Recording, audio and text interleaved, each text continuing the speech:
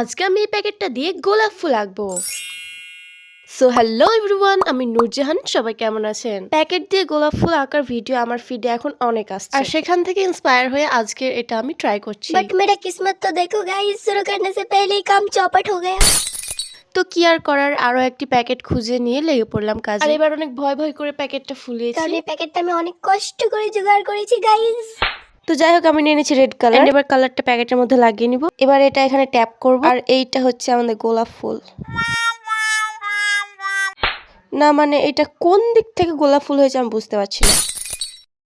তো যাই হোক, অনেক চেষ্টা করার পরও প্যাকেট দিয়ে আর গোলাপ ফুল আঁকা হলো না। তাই এবার নিজে ব্রাশ দিয়ে গোলাপ ফুল আঁকার চেষ্টা করছি। বাট গাইস, আমিও গোলাপ ফুল আঁকতে পারলাম না।